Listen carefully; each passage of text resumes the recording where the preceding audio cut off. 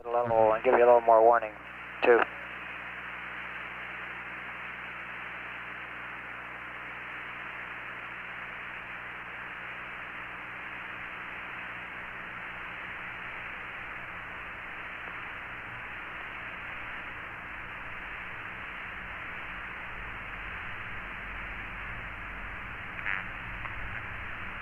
I want to get a, I think it's right in that,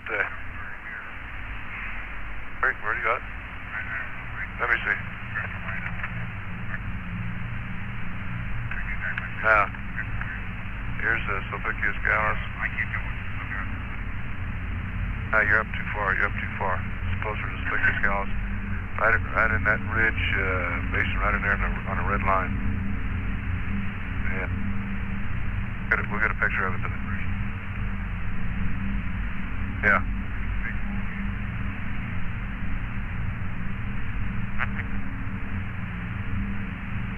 Well, it's all, yeah.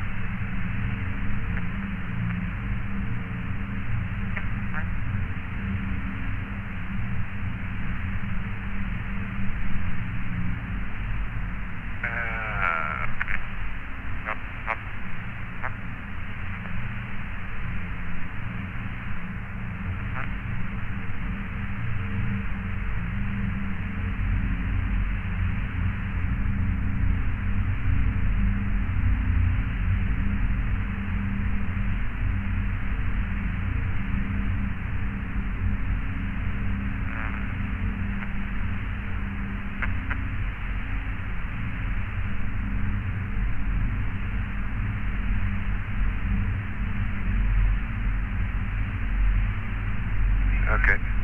Sorry, Houston, turned that one off at a minute early.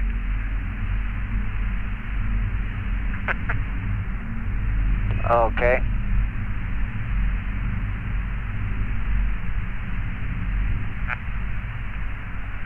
We'll pick up an extra minute on the next one. Roger.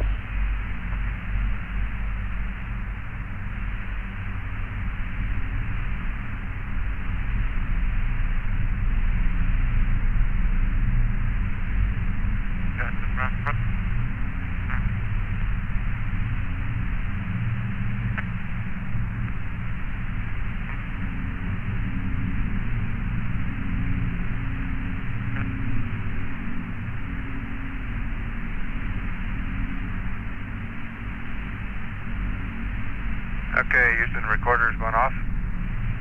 Okay. Hey, Gordon, I better make this note now. What Jack and Ron were talking about apparently was an elongated depression. I was talking about in the same area, and I've tried to mark it approximately on the chart. But it was a classic, small, bright haloed crater. The classic, with the classic ejecta and everything, except it was this orange hued crater and was not bright white, but it was very classic. And as I said earlier, not subtle at all. Roger, Gene.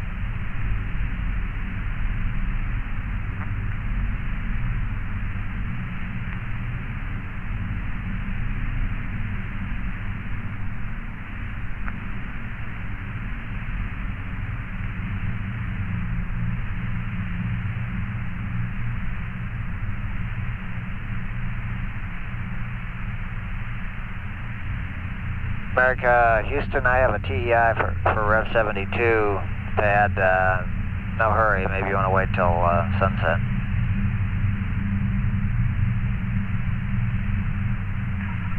Yeah, we'll wait till sunset, okay?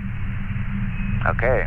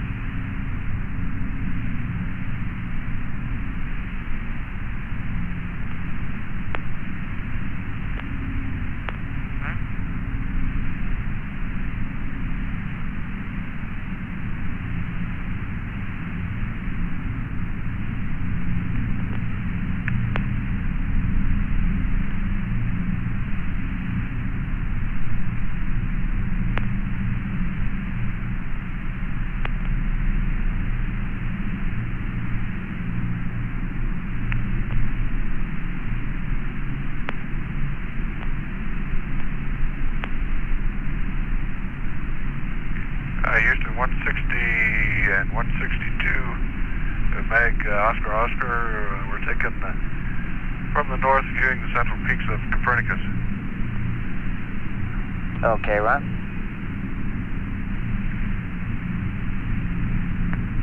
It's a long ways away. I don't know if it'll show up or not. It might.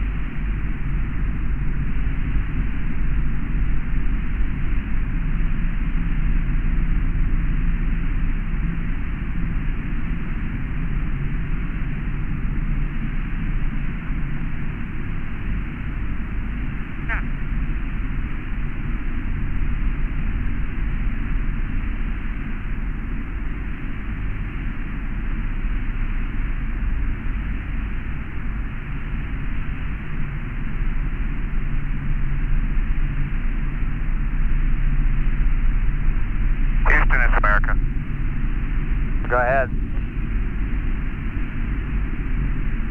Okay, Gordo, I'm looking ahead. Been trying to stay ahead and see what's happening today and tomorrow on the flight plan. And although this has come up in the past, we haven't said anything about it. Ron put his biomet harness on a couple hours ago, and he's going to end up wearing it a total of 6 hours. Then all of a sudden we make a changeover again, and I put it on. And for a 12-hour period, then we change again. And one of the problems up here is putting these things on, and you'd like not to leave them on too long, but once you get them on, you like to make use of them. And it's a problem, it's time consuming. I'd like you to consider down there letting Ron wear those until tomorrow morning, having me change over then. And when EVA time comes, we'll take special consideration to whatever requirements there are. You just got a thumbs up on that from the surgeon. Okay, very good. Thank you.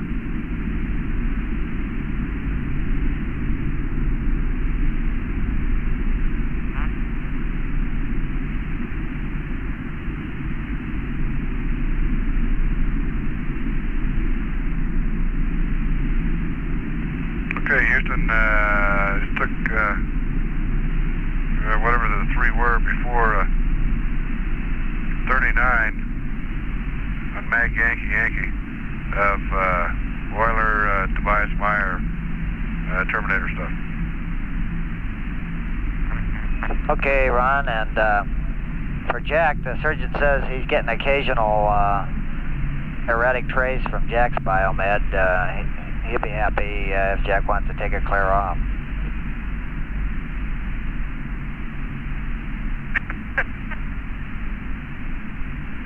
Gordy, I don't know how to tell you this, but I haven't had my biomed on for about 6 hours.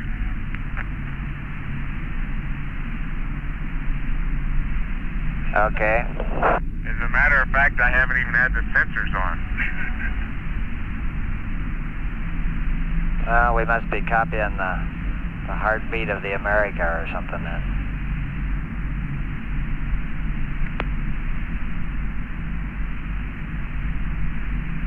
How does it look? Maybe we ought to use it instead of mine.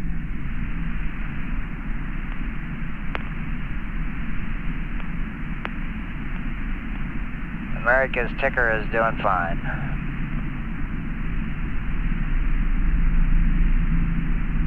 Along with everything else. Okay, Houston, it's America. I've got a flight plan change for you if you're ready to copy. Okay, ready to copy.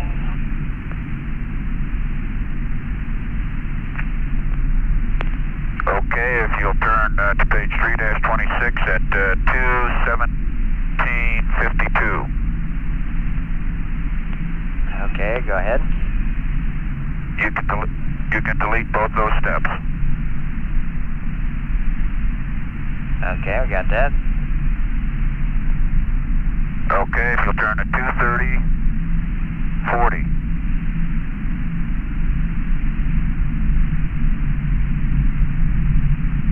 You can cross out LMP and put CDR.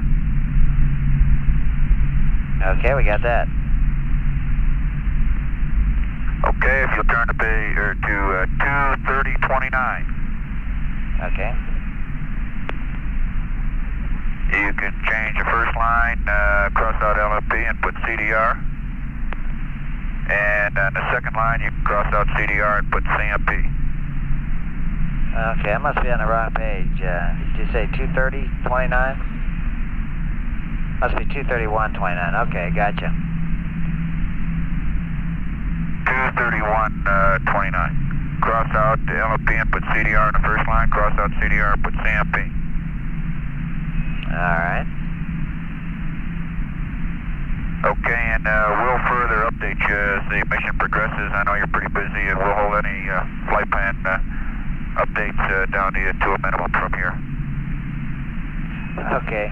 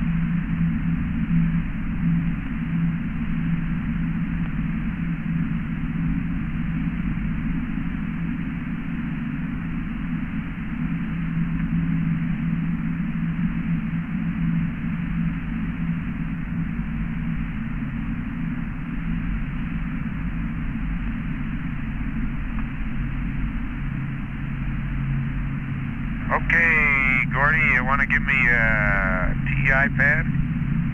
There's nothing I'd rather do. You ready to copy? Go ahead. Okay, it's TEI for 72, SPS/GNN. 36477 plus 061 plus 083. Down 33 is 2304259er17. Down 81 plus 28874 minus 0339er4 minus 00503 179er 09er5 356. Rest of the pads NA, GDC Star, Sirius, and Rigel. 136 160 034. All ages 4 jets, 12 seconds. Remarks, assumes ascent refs mat. Over.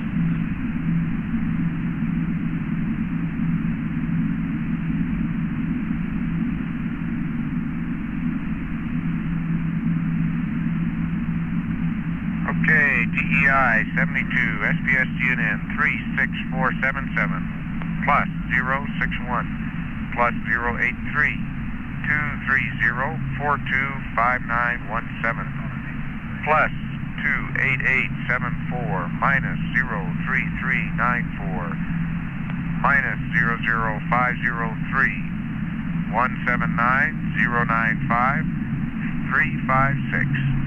Sirius and Rigel 136 160 034. All ages 4 jets for 12 seconds. And it assumes an ascent rest mat. Over. Okay, that's a good readback. So I have a little summary of how both the surface and the orbital scientific equipment's working. It's probably about 5 minutes worth. If there's some handy time, I'll be glad to read it to you. Right now, Gordy, we'd love to hear it. Okay, let me start with the America's gear there.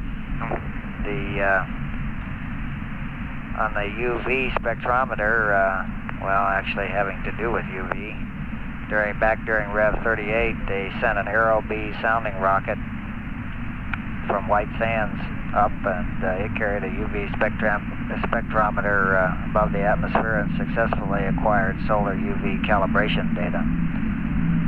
Farside Terminator shows there is a hydrogen atmosphere, but it is much less than had been predicted. The PI is very happy with the Mode 4 maneuver. On the IR scanning radiometer, it's still performing beautifully, and the PI is getting lots of high-quality data, and I understand is ecstatic about it. On Rev 33, the crater Kepler C showed up as a 132-degree Kelvin anomaly on a 94-degree Kelvin background after 11.6 days of lunar night. The crater Reiner was a similar anomaly on that revolution. In low orbit on Rev 9, Kepler A showed a broad hotspot corresponding to its ejecta blanket with a sharp spike corresponding to the crater in the center. One cold spot anomaly seems to correspond to a cinder cone-like feature in Mare Orientale near the crater Hohmann. On the lunar sounder,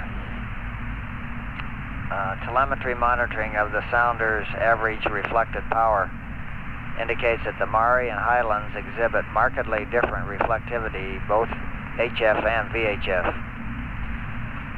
The data is consistent with distinct layerings in the Mare, as would be expected, where the Mare flooded by successive layers of lava, although they say other explanations are possible.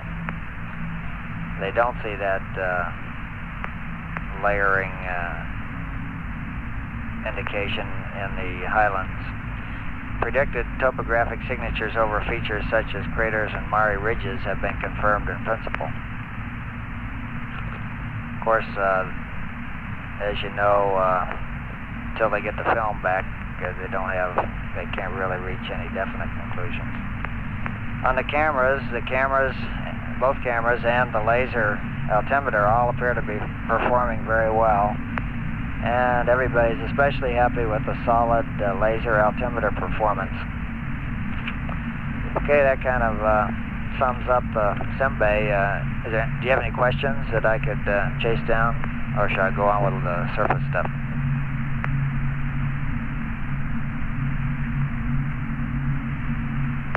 No, why don't you press on? Yeah, that sounds good, Gordo. Press on. Okay, on the surface, the heat flow. These are little short summaries, each written by the PIs or co-Is on each experiment. Mark reports the entire heat flow system is working perfectly. The probes have cooled down to a temperature of minus 16 degrees centigrade at a depth of 2.3 meters and are nearly at their final temperature. For comparison, at Headley Rill, we found a minus 20 degree centigrade at 1.5 meters depth. We had, to refresh your memory, was minus 16 at 2.3. Both probes show an increase of temperature with depth, and it is clear that we will get a valid heat flow measurement. The LEAM is functioning properly, responding to calibration, and the sensors show a low noise figure. The LEAM will be off until lunar afternoon and on with sensors covered until after sunset. Otto Berg asks that you accept his thanks and appreciation. On the LSG, the sensor beam cannot be nulled at this time, in spite of Jack's efforts. We are still studying the problem and hope to find a workaround. In any case, the instrument does function to some extent as a vertical seismometer and may be useful in a search for gravitational radiation from pulsars. The LSPE is fully operational. LEM-S and clearly recorded on all 4 geophones. And apparent seismic velocity measured across the geophone array was 110 meters per second. Regolith velocity was very close to that measured at the Apollo 16 site. The LEM impact was clearly recorded on the geophones, and the estimated distance was 10 kilometers away in the South Massif, actually very close to the targeted point. Although I guess you've discussed this, we didn't see it on the video.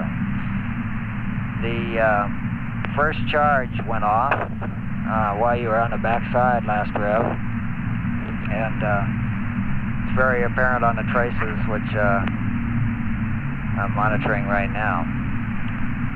I think the next one's due sometime within the next 2 hours. Okay, the lunar mass spectrometer, the low voltage circuits of the LMS have been operated briefly. All monitors indicate the proper performance of the instrument, but application of high voltages will await lunar sunset when both the analyzer and the site have had time to outgas. Temperature of the radiator plate is slightly above nominal, but not so high as to be even important. That was from Dick Hodges.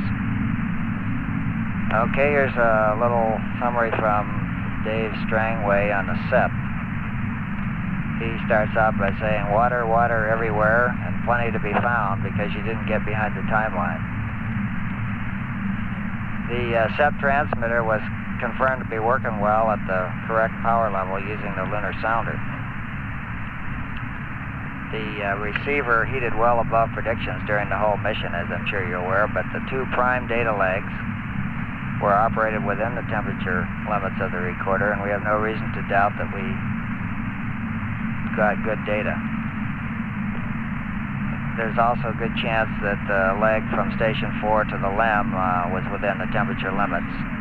Your procedures were performed excellently, and we look forward to processing the DSE-8 tape. Okay, now to, let's see, we got the TGE, which is considered a spectacular success. The Earth-Moon gravity transfer indicates a value of, I won't read the number, milligals at the Taurus Littrow base, but the value will be used to obtain a revised value for the lunar radius at this landing site. Gravity measurement made during the 3 EVA showed a large negative anomaly of about minus 38 milligals at the base of the South Massif, and a similar negative anomaly of about minus 30 at the base of the North Massif.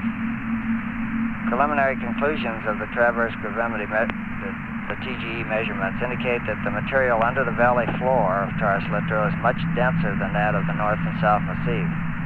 The gravity values will support the hypothesis that the valley subfloor consists of dense basaltic rock, perhaps as much as 3 or 4 kilometers in thickness. The extra measurement between stations 2 and 3 will be of great help in determining the nature of the boundaries of this basaltic layer and the varied extension of the massif. The cosmic ray detector, actually, you know as much as we do about the data returned from it, of course, but we did recover it early in EVA 3, as you remember, and that was due to a minor increase in low-energy solar protons and heavier particles detected here. And the reduced exposure will not offset the scientific result. The neutron probe was exposed to the surface for 49 hours. PI estimates that the distance from the RTG to the probe is 40 meters, which will mean that the background count will be low, and he thanks you kindly for those few extra steps. And the last one was, to be summarized, was the field geology. And they asked for a very short summary, so Waltberger came through with 3 typewritten pages. So we're just going to skip the whole thing except the last line, which was to say that you guys did an outstanding job. Over.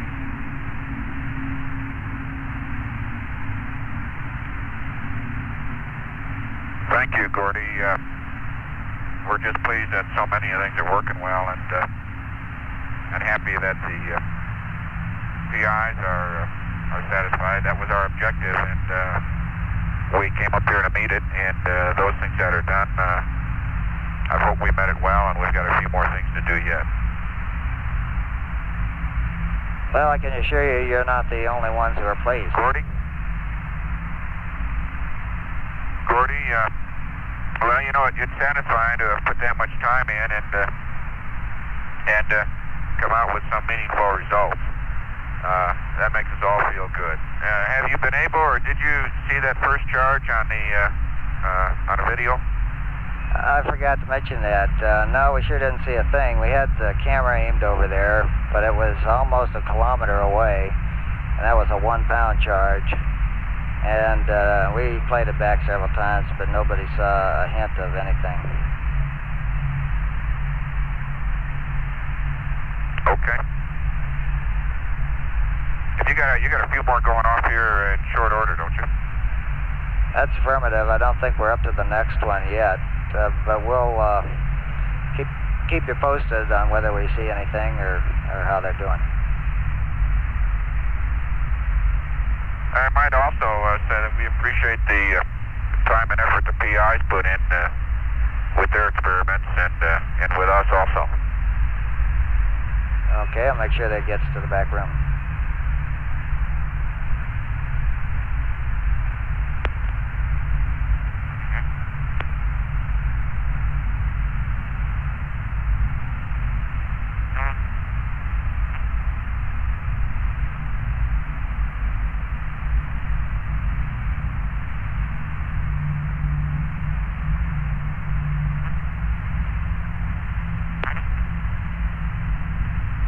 Gordy, this is Jack. What they see over next to the sculptured hills on the gravimeter? Well, let's see, Jack. It kind of... Let me turn back here.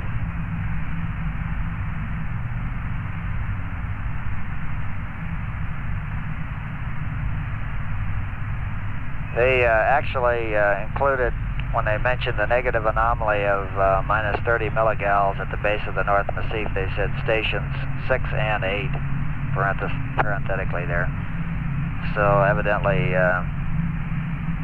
they're including the whole area there as the negative anomaly. I'll try to get a more amplified answer to your question. Yeah, could you see if you can verify with them that they were unable to, or there was no distinction between the measurements at the Sculptured Hills and the North Massif? Yeah, I'll work on that.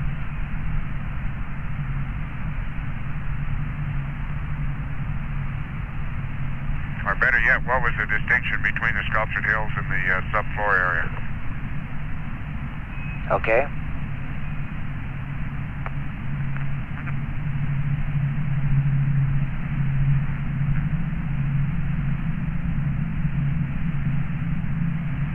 You may have to wait till next time around for your answer.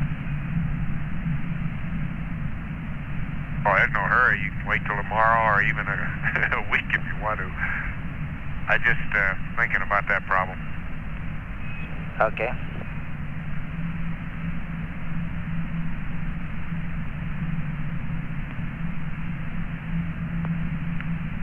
By the way, Gordy, you might tell Bob Walker, if he's around, that the cosmic ray, as far as I know, was untouched by human hands, at least on the moon, and it looked very, very clean when I put it back together. Okay, Jack, we'll pass that along.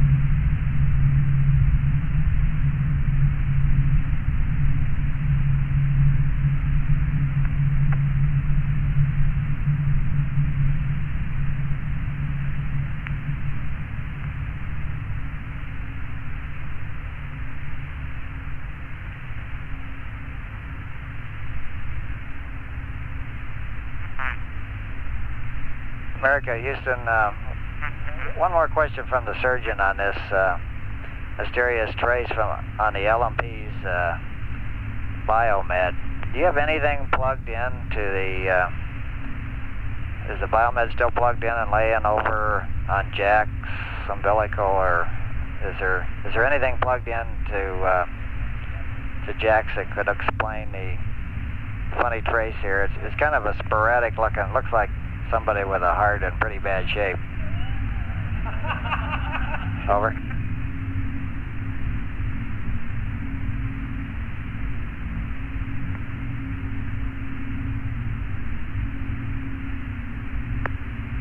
Gordy, my heart has always been in bad shape for other reasons than the one the surgeon's thinking about. It turns out that I am still plugged together. I just don't have the sensors on. I will remedy that situation so he doesn't have to worry anymore. Okay, that solves the mystery. Thank you.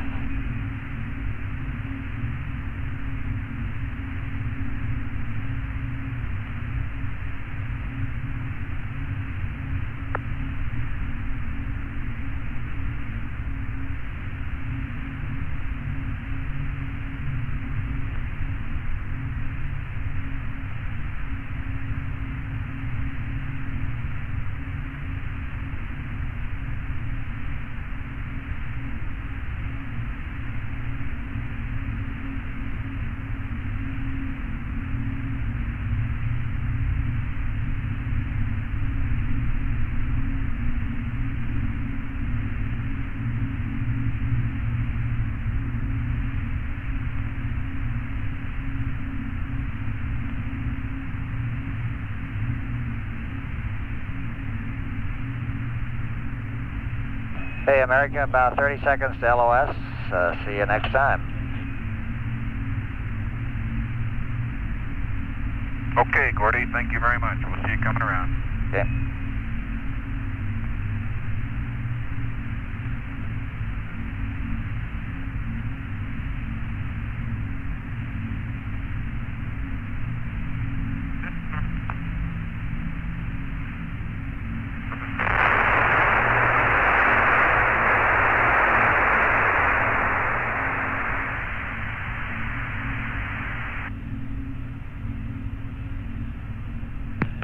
This is Apollo Control at 214 hours 36 minutes. And we've had loss of signal now with America on the 64th revolution of the moon. Be reacquiring in a little less than 45 minutes. And coming up at about 215 hours 27 minutes, a little less than 1 hour from now, we're scheduled to have the second detonation of an explosive charge on the lunar surface as part of the lunar seismic profiling experiment. This charge will be a 1/2 pound charge located about 0.6 of a kilometer from the lunar roving vehicle.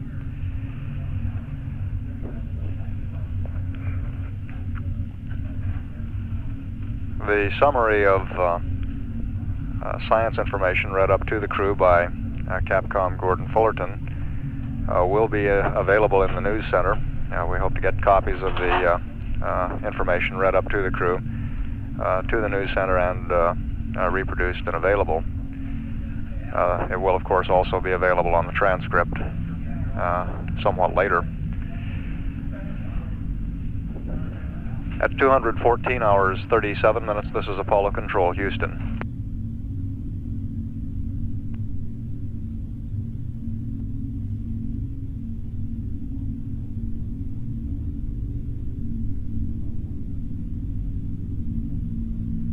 This is Apollo Control at 214 hours 56 minutes. In about 1 minute, we'll be commanding the television on the lunar roving vehicle on, and we'll have it positioned to look for this second explosive charge, which is going to be fired at about 215 hours 27 minutes. This charge is part of the lunar seismic profiling experiment. It is a 1/2 pound charge of explosives located about 0.6 of a kilometer southeast of the lunar roving vehicle.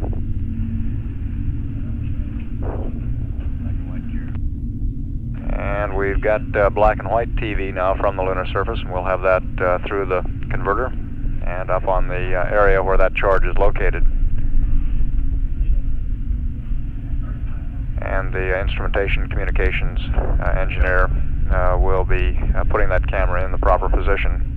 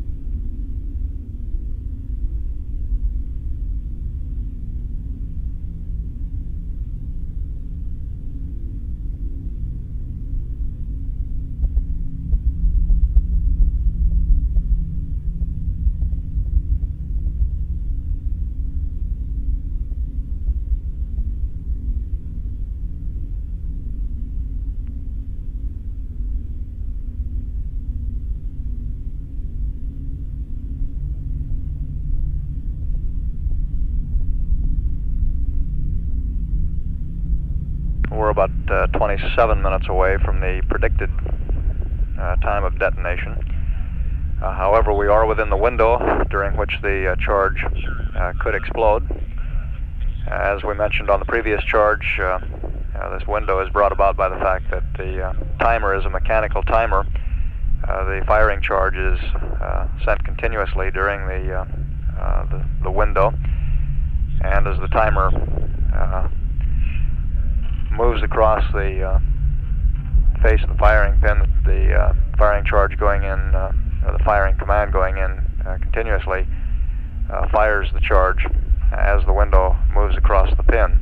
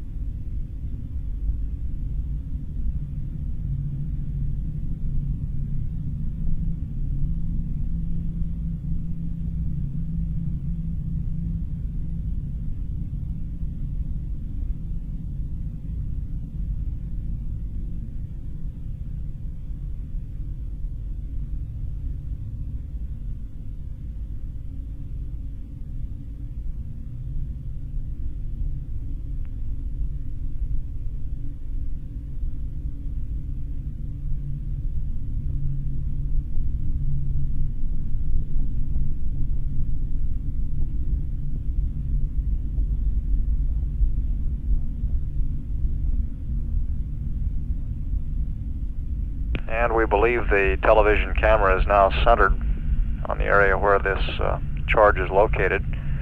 Hopefully the charge is right in the middle of the television screen.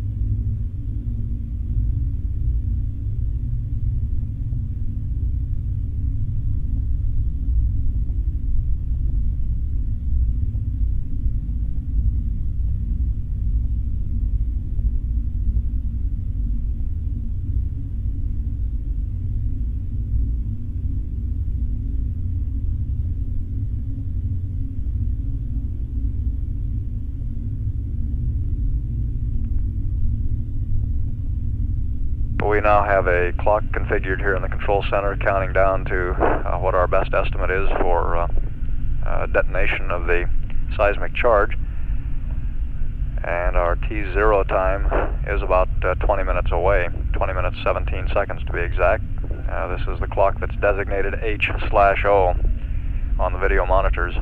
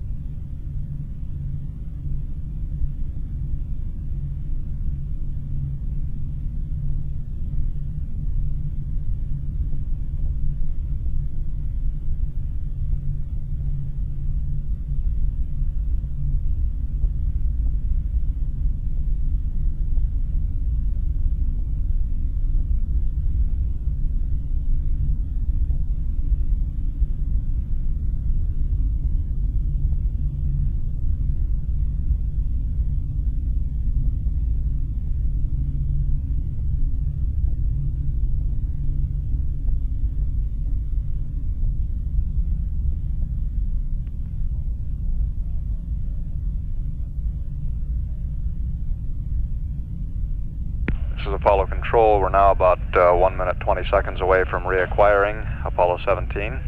It'll be on the 65th revolution. And we're looking through the Lunar rover television camera at the spot on the moon where we believe the second of two seismic charges to be detonated is located. We do have a problem with the TV camera in that it appears to be heating up close to the acceptable limit, and it could become necessary to shut the camera down prior to the time that we have the detonation. This decision will be based in part on what sort of priorities the scientists have for other things they would like to view with the camera in relation to the detonation of this charge.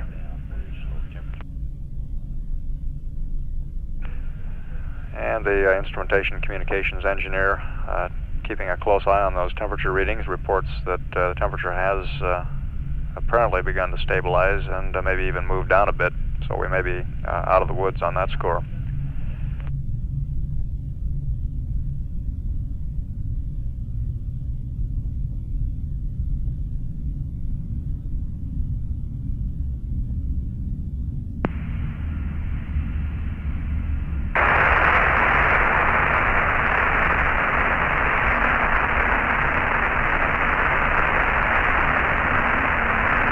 And we have acquisition of signal. We should get a good stable lock-on shortly, which will decrease the noise on the air-to-ground circuit.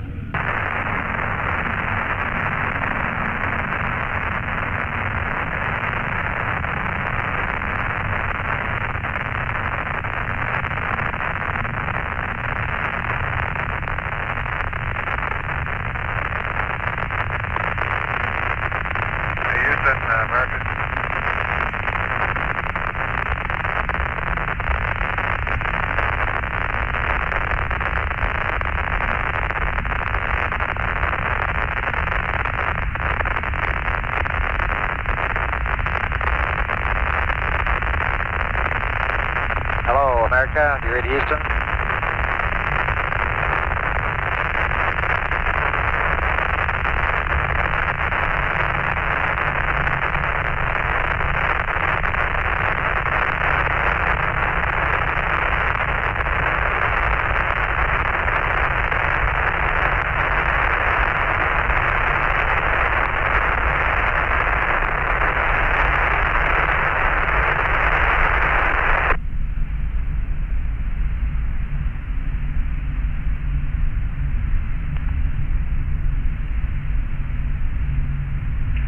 Houston, America.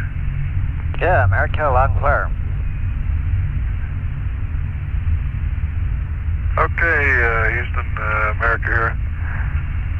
The mapper, when we took the image motion from off to on, and then the mapping camera switch from off to on also, I think. Maybe it was standby to on. But anyhow, as soon as we went up to on, I had a barber pole on the talkback. Went back to standby, and just before AOS, or just about AOS there, at 2:15:20, about 2:15:20. Then we got a gray on the talkback with the mapping camera switch to standby. Then we went back through the cycle and it worked okay, so it's working now and it's on. So what I'm saying is it didn't start working until about 2:0. Okay, Ron, we got that.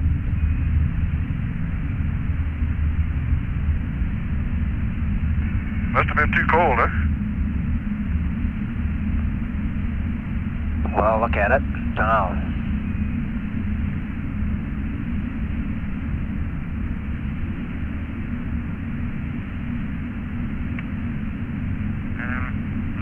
America, would you select wide on the high gain and then narrow?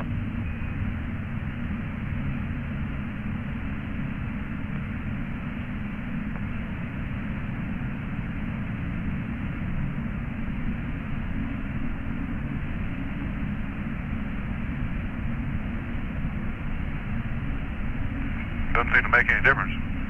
I'll try a reacquisition again. Manual and wide.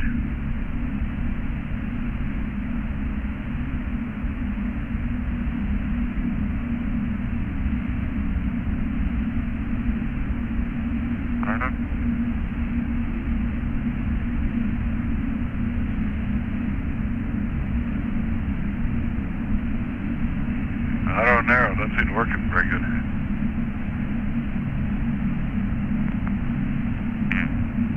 Let's try react, Ron. You're in a skin reflection zone there. Is probably the problem.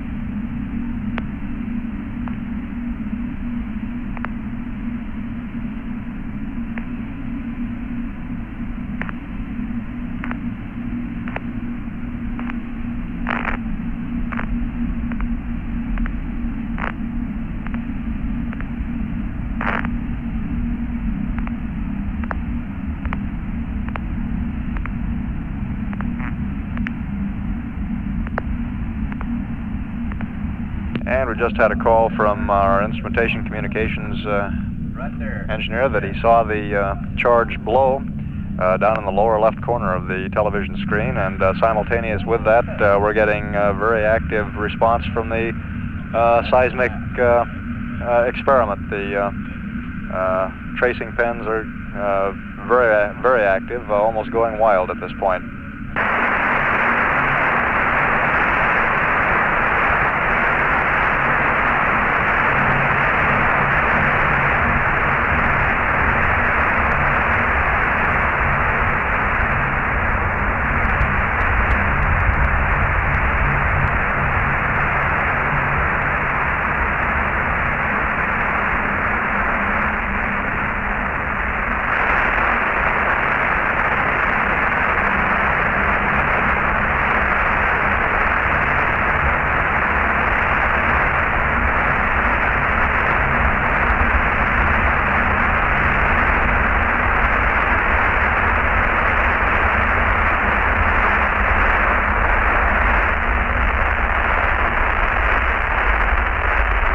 And the scientists in the back room here also confirm having seen the charge explode. We'll be re-rolling the tapes, rewinding the tape, and playing back a videotape of that detonation.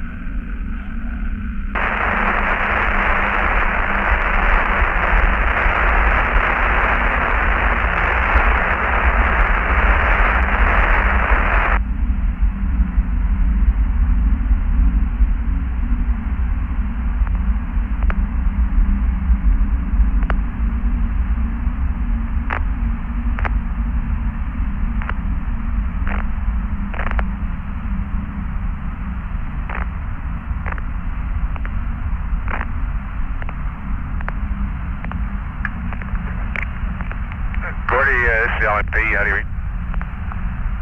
Jack, you're loud and clear. Okay, add to that little discussion of the pool bottom cone-shaped craters that I had, I think last rev, that the one place there seems to be some variety in the freshest of those kinds of craters is in Mare Smithy, where the ejecta blanket of many of those kind of craters has some small dark halo craters on them, have small dark halo craters on them, 3 or 4 or half a dozen per crater on occasion. But that seems to be something that I've only seen so far in the Mare Smithy region. Roger.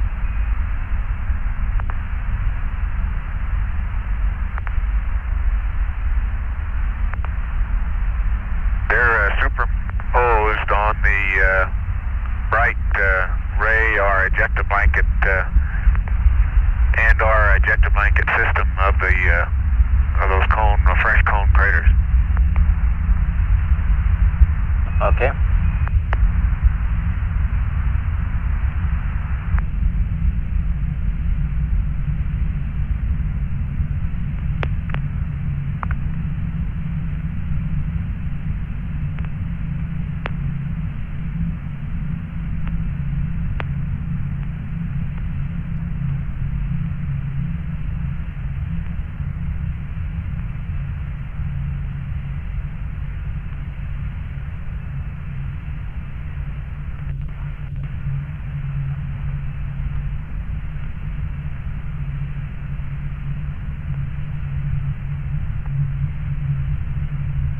America, Houston, I got some words for you to a request for a little visual observation at the landing site area having to do with orange material.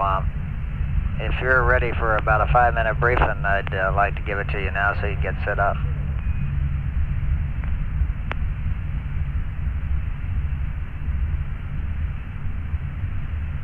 Okay, go ahead, Grove. Okay, what we want to do is see if this is triggered off by your observation of orange material last rev, I guess, and possibly earlier. But the idea here is to look for some craters that we've identified on photographs that are in a similar geologic setting to Shorty crater and see if we can see orange material around them. We're trying to determine if the orange material at Shorty is a one-time special occasion or whether possibly it's common to the area and just never been noticed before. And we think you'll be able to determine this visually better than any other way. So if you can get out the orbit charts, the orbit photographs, let's see, the lunar landmark maps for the CSM, and turn to the landing site number 2 of 4 picture. Let me know when you got that, and I'll show you where we think a likely point is to see craters that are similar setting to Shorty and to look for orange material.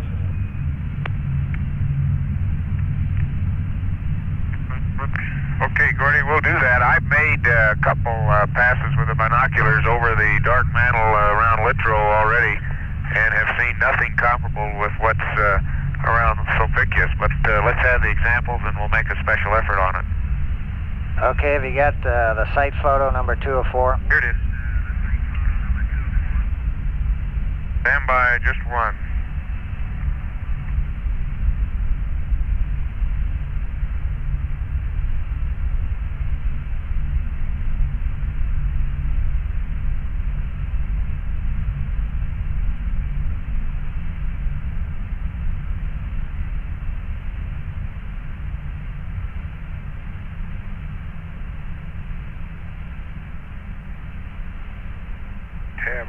Which one is that, 204? No, number 2 of 4 of the site photos. Oh, 2 of 4. Okay.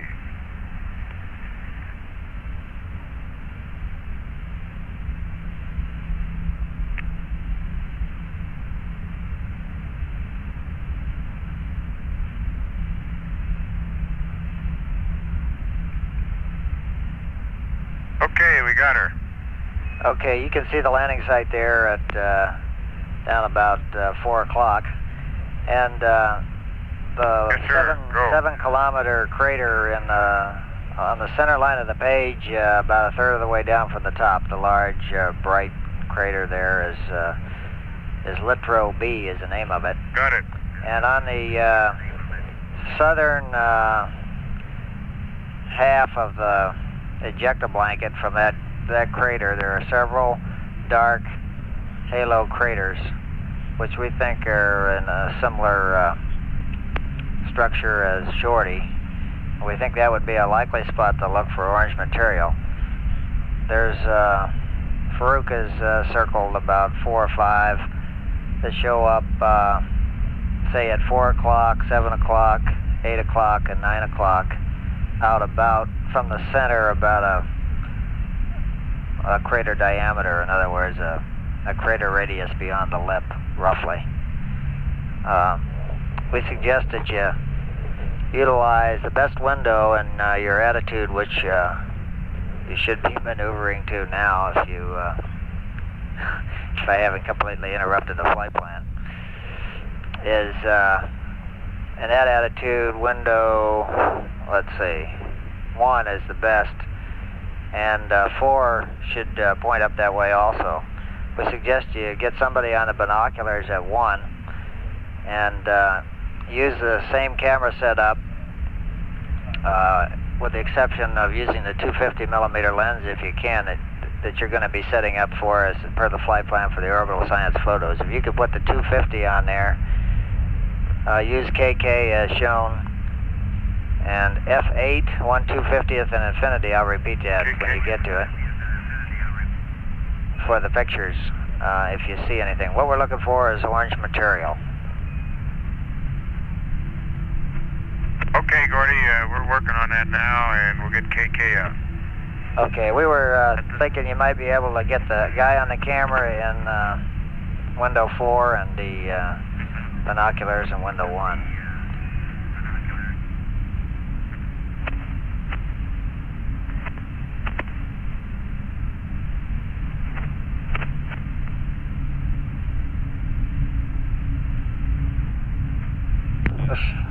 This is Apollo Control. We're about ready to replay now the videotape showing that second seismic charge detonating.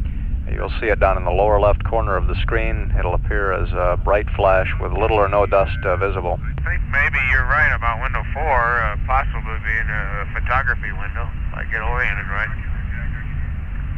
I thought you... Oh. There you go.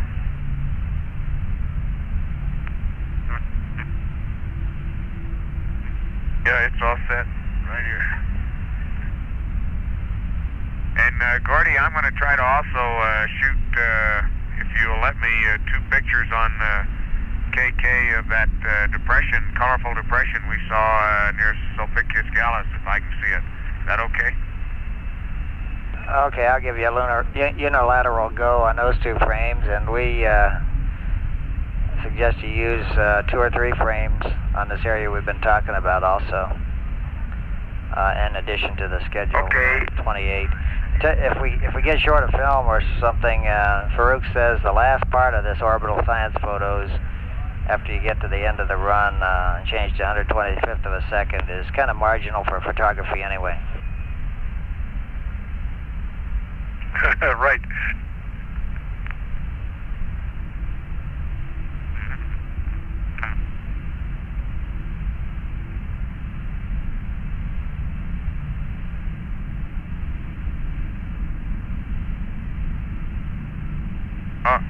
Okay, Gordy, you want the pictures whether we think we see orange or not, huh?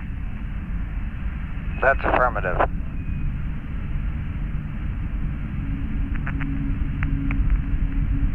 That's very strange.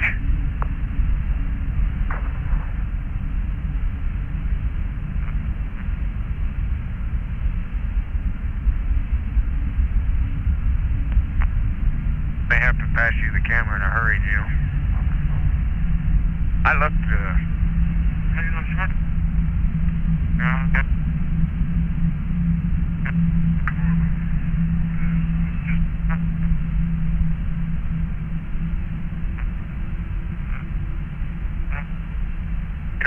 Gordy, the craters we're seeing around Sulpicius that are orange, orangish, are very clearly orange, orangish gray, and the whole, or at least most of the crater is that way.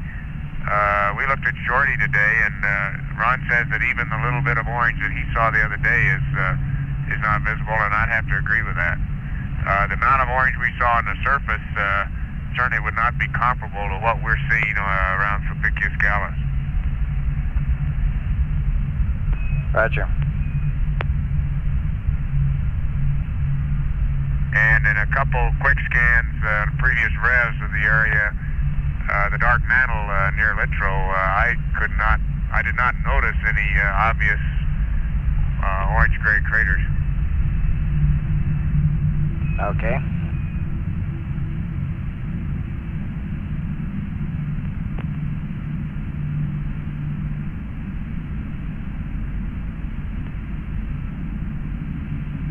just to make, to be sure we're clear on this, we suggest that area to look for them only as a likely spot, but any evidence of craters with orange material in the whole dark mantle area around Littrow and the edge of tranquility there is worth noting and getting a picture of if you see it.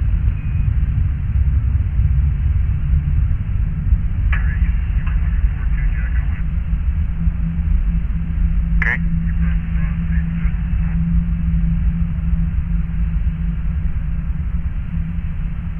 Yeah.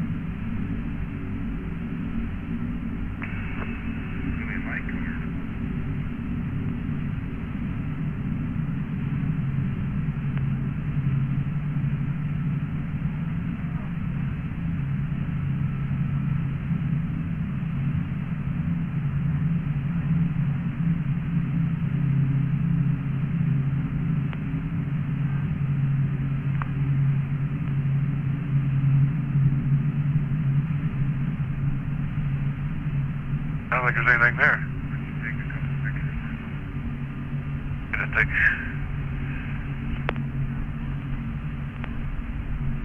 Yeah, I got a view. Yeah.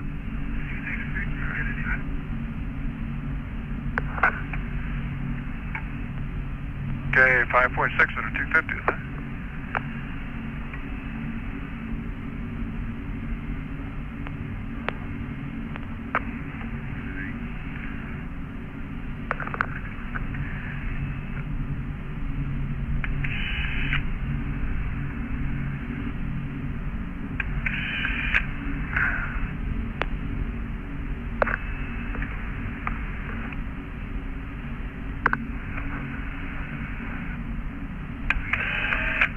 No, I don't either. I don't see anything comparable at all.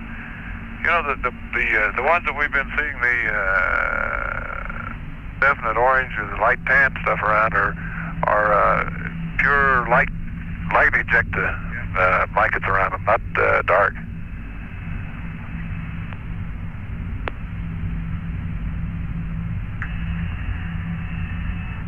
Houston, I guess none of us see anything comparable to what is down by Sulpicius. And no obvious color either.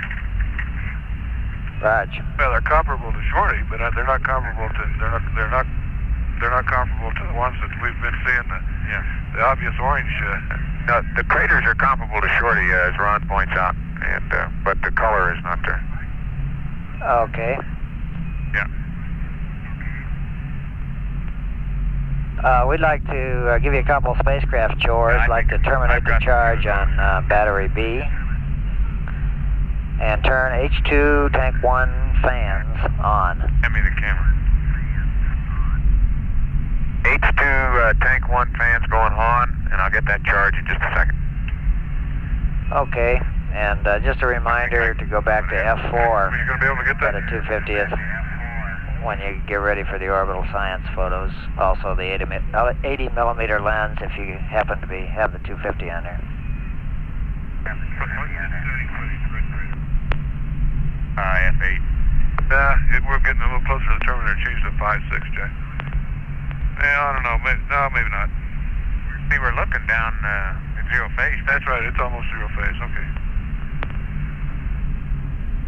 The crew is taking pictures of the landing site at this time. But I changed to F4. Oh, but you're going to look at the nadir, aren't you? Yeah, that's right.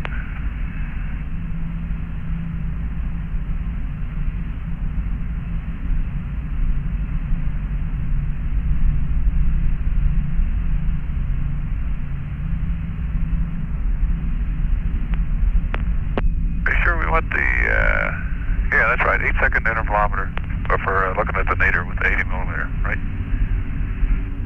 Yeah. Okay. Let me take a look down at that Mari floor and Dawes. No, that's not Dawes, that's Vessel.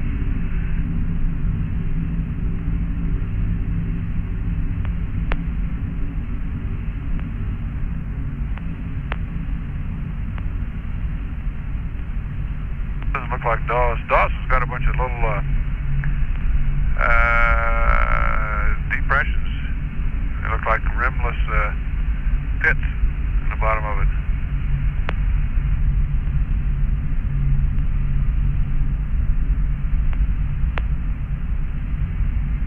Vessel doesn't have any of those. It looks like a bunch of debris.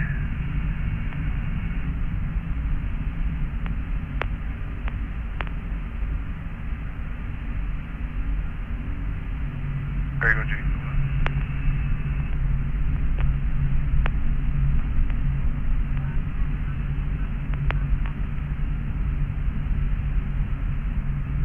Hit.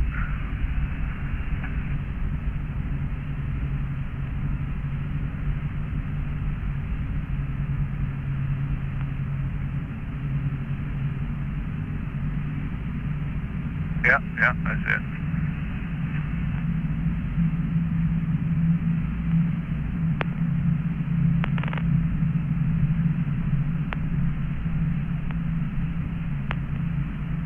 yours is on. I see yours, Gene. It's on up there a little further, isn't it? But all of these are in the. This is not out in the Mare floor of Serenitatis. It's on the hills there, the Jemez Mountains. It's just to the west of the Sulpicius Gallus Rill, and it's a elongate feature that runs kind of northwest by southeast.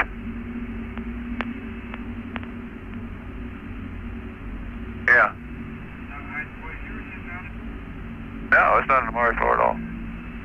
It's up there on the edge of the Jemez Mountains. But that was the same type of material that it has the same color difference as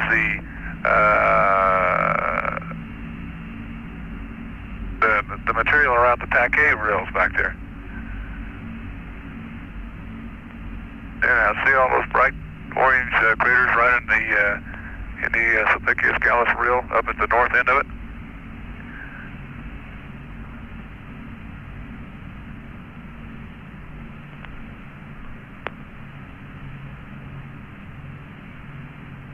Jack calls it an orangish gray. I call it an orangish tan. No.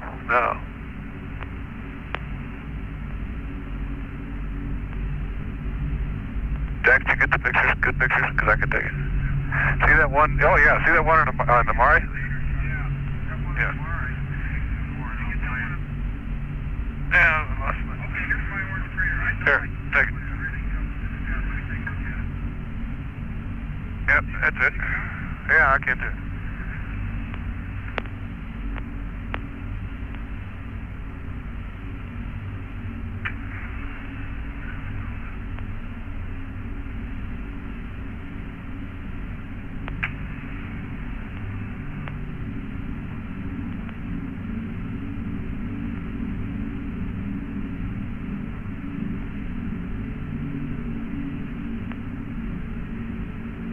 Yeah, Gene, yours is out of the. I got a picture of it.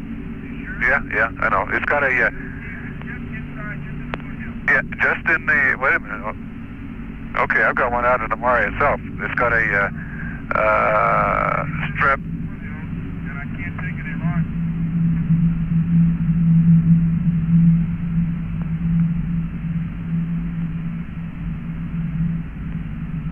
Yeah, let me get the. I see one out there. I'll get it.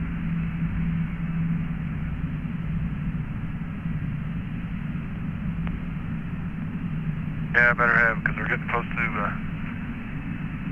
matter of fact, I need it just about right now. Okay? Well, Gordo, we're going to get set up for Ron's orbital science, but that little classic crater, I could see it again with the Order 250? With the naked eye. I don't think it's the same one that Ron and Jack were talking about, but this is so classic. It's just out of the Mare into the foothills to the right along our orbital track. And we're starting with Mag 109 for the orbital science on Kilo. And I don't know what the number was before we started taking all of our... Okay, we copy that. 109 on KK. Okay.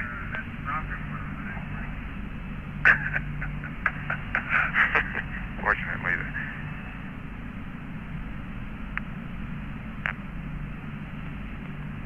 Oh, it wasn't?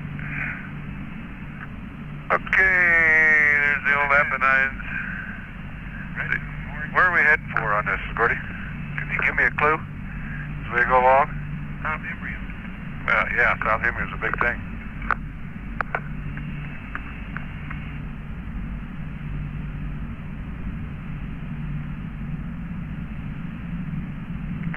Ah, stupid thing doesn't work.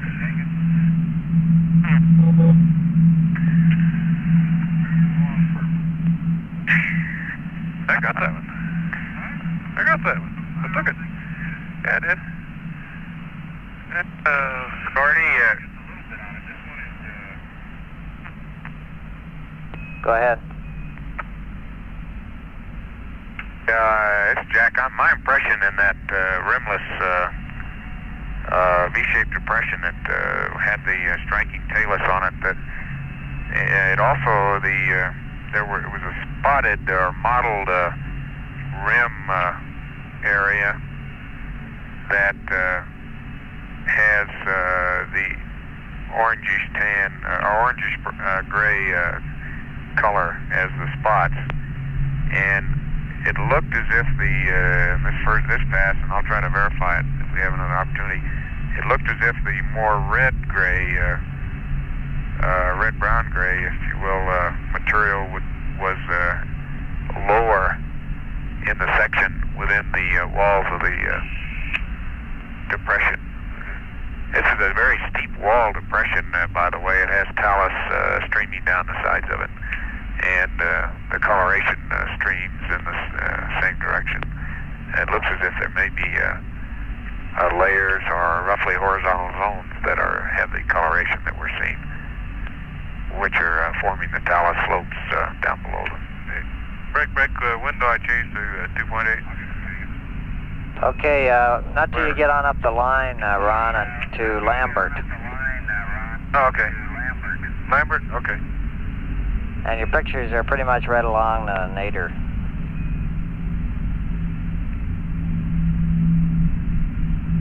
Okay.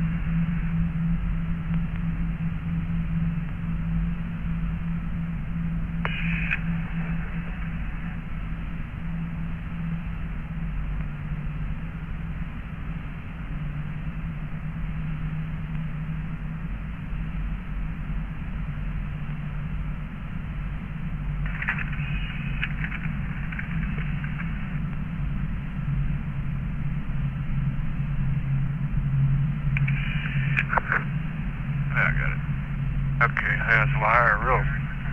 Yeah, Democrat Road over Democrat now, and then Lahire Road's coming up.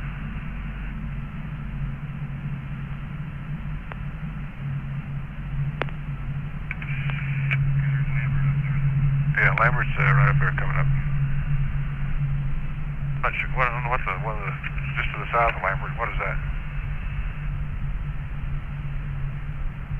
Oh, just on the map.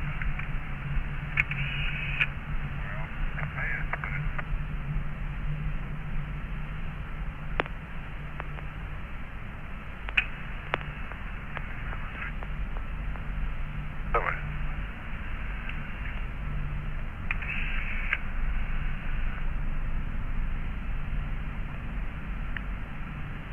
Lambert's right by the Lahire Rills. There's one rill goes right through it almost, and then another one. See, goes northeast, southwest. Oh, I see. Okay.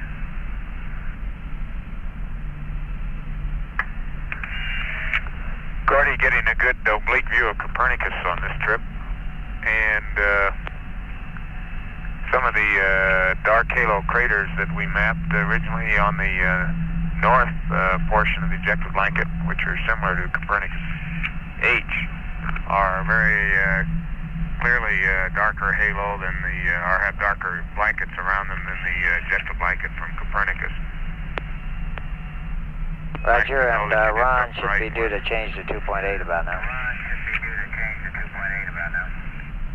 And this is a good view of the central peaks, although from some distance, and as Ron and I were discussing earlier, it's not at all clear that in fact, that dike does not come through as a so-called dike, as a unit that is clearly defined. Yeah, looking at it the binocs the last time, and I couldn't really see anything that's really defined as coming on through there. Okay. There's still there's very clear distinction between the dark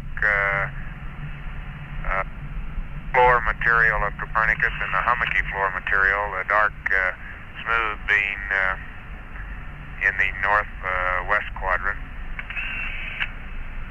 You know, if Lambert is impact crater, it's sure awful smooth ejecta around that thing. It only goes out about a half a crater diameter, maybe a crater at the crater diameter at some spots at the most, but it's not rough and blocky looking, you know, smooth, smooth undulating.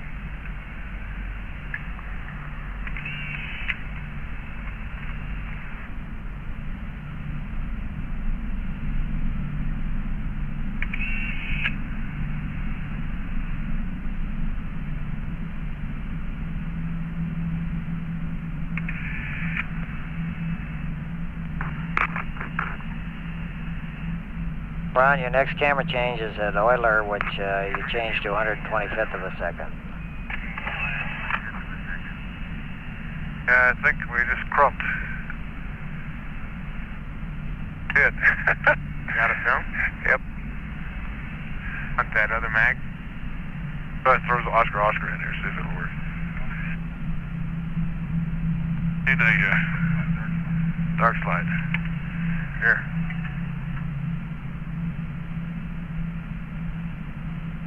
Okay, where's Oscar? Whoops. BHBW. Good.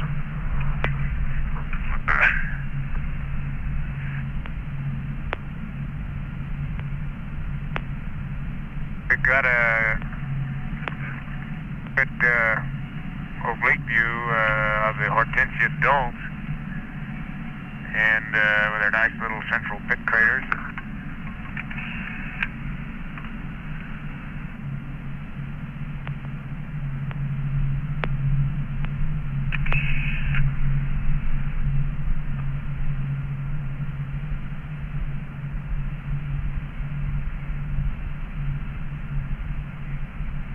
Did we hit the stick or something?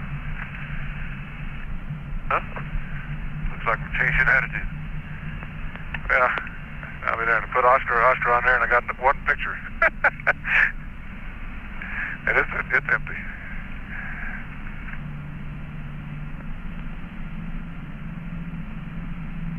Yeah. He's probably right. Those won't come out too good there anyhow. Too close to the terminator for this kind of film. Yeah, we agree with that. Ron Farouk was mentioning that was kind of beyond Euler, was pretty marginal anyway. Yeah.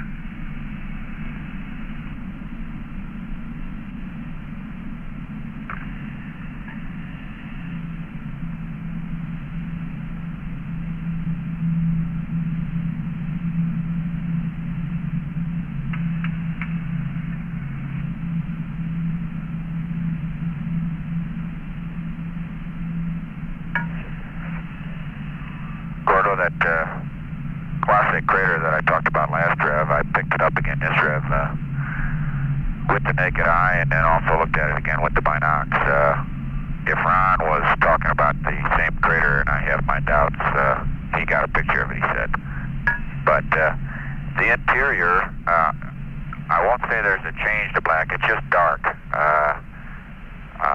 I'd say it's probably about the size, put it in the right perspective, of Shorty, or just a little bit bigger. The inside is dark. By that I don't mean it's black or anything inside. I just can't really see inside of it. But it's a rust-colored blanket comes out and overlaps on the rims, and then has the classic ejecta. And I'm going to take a shot at trying to get a picture of it next rev, or sometime when we're in attitude, because it's too good to miss. Okay. Not good. And Commander, if you can send one of your subordinates over there to terminate the battery charge, we'd appreciate it.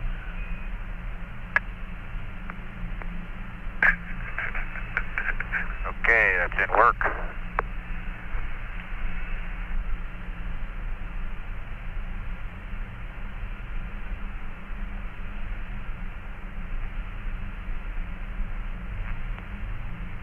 Bravo. It's coming up just a little bit. Yeah, not much. 1.25. Okay, Houston, battery charge on V is terminated, and we got 1.25 on 7 Bravo. Okay, thank you.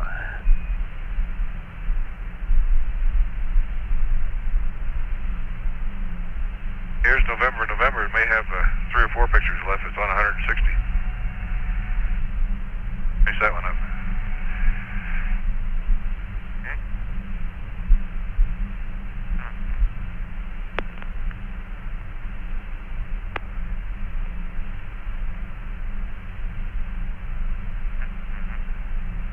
Oh, we got Papa for opportunity.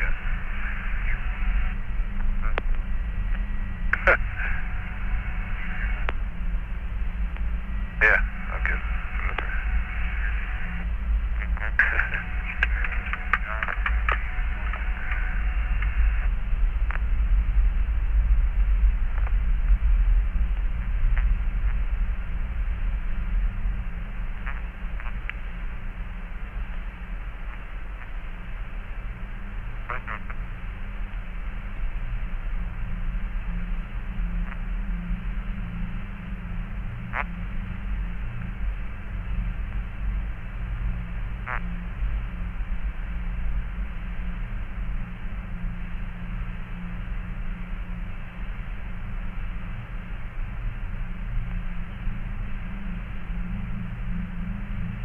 Houston, you ready for laser altimeter on?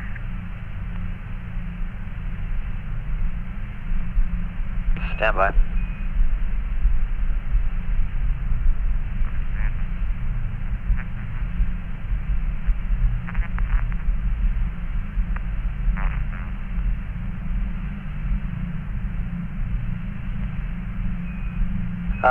America, we're seeing some higher than normal temperatures on fuel cell 1. I'd like you to go to panel 226 and check the fuel cell 1 pump circuit breaker, and also the switch on panel 5. Over.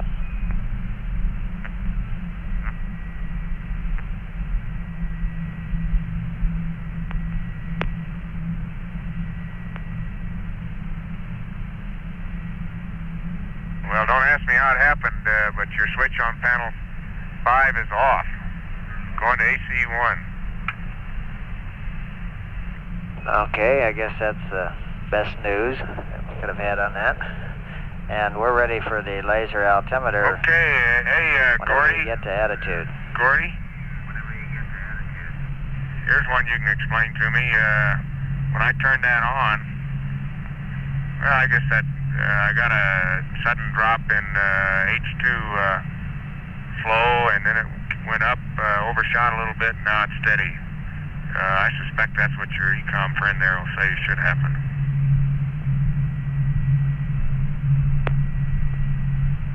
Yeah, that's right, and we see indications that the pump started up.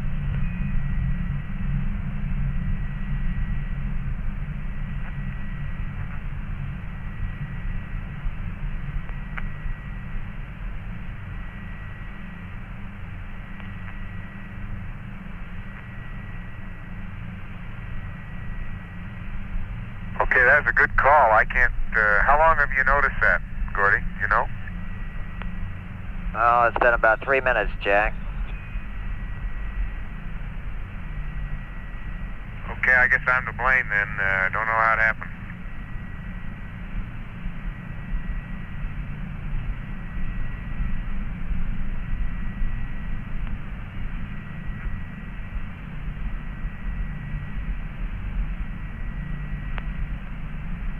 Hey, Houston, America, do we have any more orbital science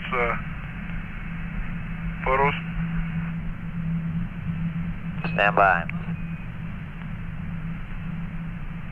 I think that was it, but I'm not sure.